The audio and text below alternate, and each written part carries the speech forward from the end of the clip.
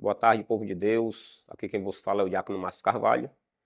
Eu venho por meio do canal Semeando Vidas trazer aqui um pouco do meu testemunho e daquilo que Deus tem feito e pode fazer na vida daquele que abre as portas do seu coração.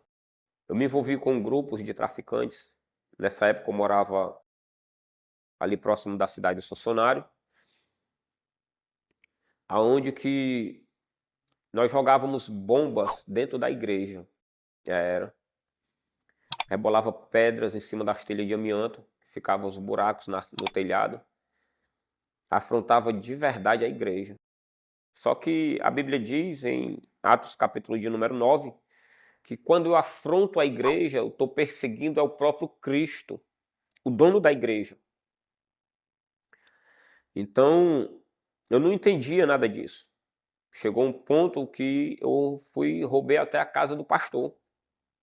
Nosso saudoso pastor Eli Cruz, grande homem de Deus, amigo meu, graças a Deus. E comecei a afrontar a igreja. E aí também comecei a receber convites. Depois que eu roubei a casa do pastor, minha mãe era macumbeira, meu pai bebia a cachaça dele, eu fiquei um dependente químico. Tinha tudo para dar errado. E quando tudo isso acontece, Deus ele começa a trabalhar, enviando pessoas para me convidar para ir para a igreja. E na rua que eu morava tinha uma senhora, ela fazia parte do ministério Deus é Amor, e ela sempre me convidava e eu sempre prometia que eu ia para a igreja. Só que eu não ia. E teve um dia, irmãos, que meu pai tinha feito uma cirurgia, tinha amputado a perna devido à diabetes. E aí, no dia de domingo, ela me chama no sábado para ir pro culto e eu digo, pois tá certo. É amanhã e ela falou que era no domingo. Eu, tá bom, então amanhã eu tô indo para a igreja com você.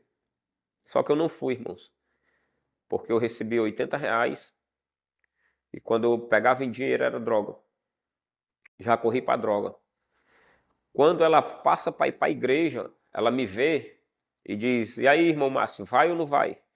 Eu disse, minha irmã, me perdoe, mas hoje eu não vou não. E ela falou para mim desse jeito, olha, tu não prometeu para mim, tu prometeu para Deus. E Deus vai te mostrar o verdadeiro inimigo da tua vida. Irmãos, naquele dia eu fui usar drogas, não usei nada, estava lúcido, sóbrio, estava só preparando a droga para usar. De repente, eram as 6:30 da noite, 7 horas. Eu estou dentro de um terreno baldio com um amigo meu. De repente dá uma ventania dentro desse terreno. E tinha um cavalo preso. O cavalo quebra a corda, não sei como. E ele pula o muro do terreno e sai correndo. Alguma coisa ele tinha visto ali. Sendo que a irmã tinha falado que Deus me mostraria o verdadeiro inimigo da minha alma. E quando eu olho, eu vejo como se fosse dois faróis de carro aceso, a distância de uns 20 metros, nas costas do amigo meu. Era um vulto preto, com os olhos como chama de fogo, igual os olhos daquela marca Bad Boy. E aí, aonde eu me mexia, o vulto se mexia. Eu ia para a direita, o vulto também ia, alto, quase 2 metros de altura. E de repente, eu falo, irmão, olha para trás aí, e pelo amor de Deus diz que ali não é dois olhos olhando para nós. Quando ele olha, ele vê os dois olhos piscando. Aquele vento sombrio vem, levantando as folhas debaixo do cajueiro. O rapaz corre. Ele passa pela brecha da parede, do muro, o muro quebrado que tinha. O carro quase que o atropela. E ele sai correndo. E eu fico esperando aquela visão aparecer novamente. E o vento começa a levantar as folhas, aí não aguento. Eu saio correndo também. No que eu saí correndo, eu fui direto para casa. A droga ficou toda lá, ninguém usou nada. Cheguei em casa sem voz, deitei no sofá. A irmã chega da igreja. Meu pai estava com a perna amputada. E ela diz: Maria, que era o nome da minha mãe. Minha mãe pede para me atender ao portão. Fui abrir o portão e ela foi e disse: Maria, eu vim ver o Renato. Renato era o nome do meu pai. E fez uma oração lá. Perguntou o que era que eu tinha, que eu não falava nada. E a minha mãe disse: ele está drogado, não sabe que esse bicho só vive drogado. Isso é o desgosto da minha vida. Irmãos, eu não estava drogado. Não tinha usado nada. Foi o espírito maligno que Deus permitiu eu ver. Aquela mulher sai de dentro de casa. A casa dela ficava umas 8 casas depois da nossa. E eu deitado. Eu fiz uma oração. Eu disse: Deus, se realmente foi o Senhor que permitiu eu ver o espírito da morte, pede para a irmã voltar aqui e orar pela minha vida. Irmãos, o Salmo de número 139, ele diz que o Senhor, ele é onisciente, onipresente e onipotente. Ele conhece o coração de cada um de nós. Eu não abri a minha boca, eu fiz uma oração em espírito. Quando aquela mulher vai entrando na casa dela, ela volta, bate no portão novamente. Maria, é a Frasquinha. Quando ela entra, ela diz: eu não vim ver o Renato, eu vim ver o Márcio e fazer uma oração pela vida dele. Porque quando eu ia entrando em casa, Deus falou comigo: volta lá e ora pela vida do meu servo. Ela orou pela minha vida, irmão. Naquele momento eu me ajoelhei e eu disse: Deus existe. E aí foi o primeiro contato espiritual que eu tive com Deus. Deus começou a trabalhar na minha vida naquele momento. Eu fui um dos piores usuários aqui do bairro. Andava com 2 rachaduras nos pés, que saía aquela salmoura de que estava apodrecendo, infeccionado, feio mesmo, aberto. Ao ponto de que quando eu estava dormindo, o odor chamava a atenção dos ratos, que poucas vezes eu me acordei e os ratos roendo a minha ferida. Isso era uma realidade. A vida que eu vivia era uma vida desgraçada e miserável. E nesse intervalo, uma amiga minha pediu para me limpar uma caixa d'água e eu fui limpar essa caixa d'água. Eu já estava conhecido lá, nesse bairro aí, como usuário de drogas, viciado. O futuro era morte e já estava para vir. E de repente, eu fiquei conhecido como Garrafinha. Por quê? Porque eu andava com uma garrafa cheia de um coquetel, que era São João da Barra, vinho, cachaça e dreia. E colocava ali alguns arrebites dentro para passar algumas noites em claro. Cheguei a passar de 7 noites acordado. 7 noites sem dormir. Só movido pelo álcool, pelo arrebite e pelo crack.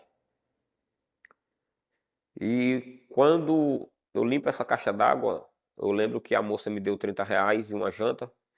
Eu vi na adega dela alguns litros de uísque, eu bebi 2 copos de uísque de uma vez.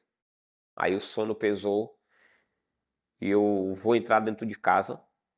Casa essa que foi dada de favor, na verdade era um barraco, um ninho de rato.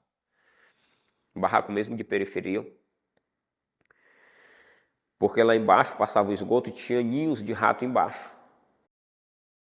E aí eu estou lá, nesse barraco, nessa casa onde me deram.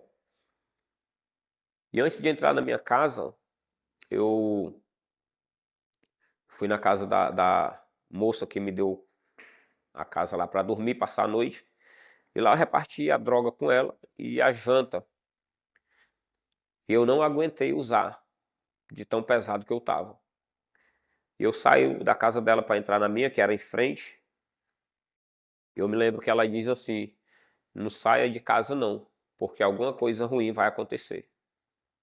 Quando eu vou saindo da casa dela para entrar na minha, um amigo meu, ele vem entrando dentro da casa dela. E ele me chama para usar droga lá. E eu digo: "Não, tô pesado, não dá não". E ela reclama com ele. E ela diz: "Deixa ele em paz. Entra, fecha a porta, porque alguma coisa ruim vai acontecer". E eu fechei minha porta, deixei o cigarro fazendo a cinza, deixei o cachimbo em cima da mesa de vidro, as pedras de crack.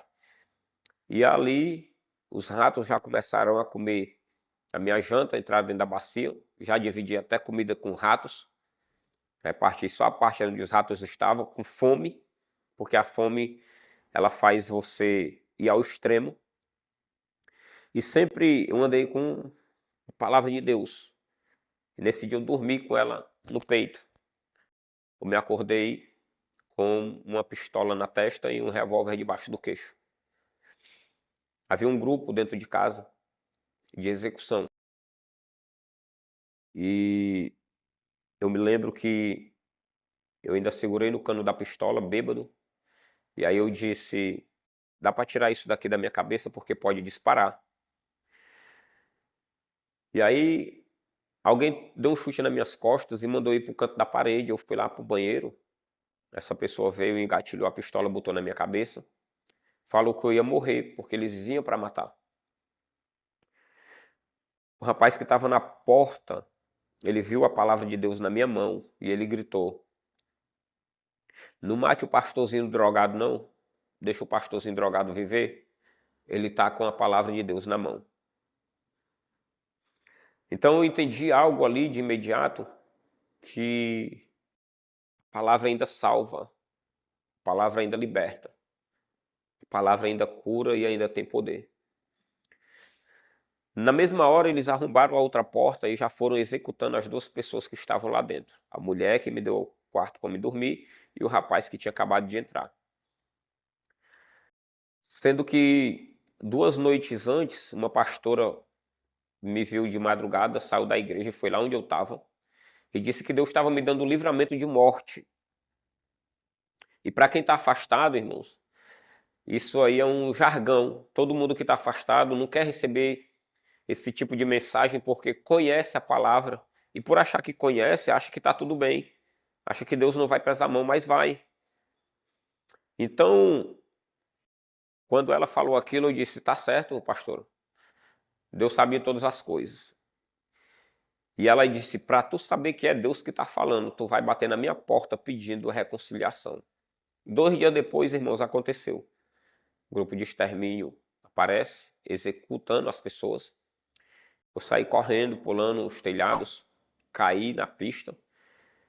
E no que eu caí na pista, eu me deparei justamente na casa dessa pastora, de frente. Com os estampidos de tiro, os pastores saíram para fora e me viram lá de joelhos. Me abracei com o pastor e disse: "Eu quero voltar para Cristo hoje". Canal Semeando Vida. Deus dá o crescimento à semente que é plantada em terra boa. Deixa aqui o seu comentário, se inscreva no canal e ative as notificações para receber mais conteúdos que irão abençoar a sua vida. Até a próxima e fiquem com Deus.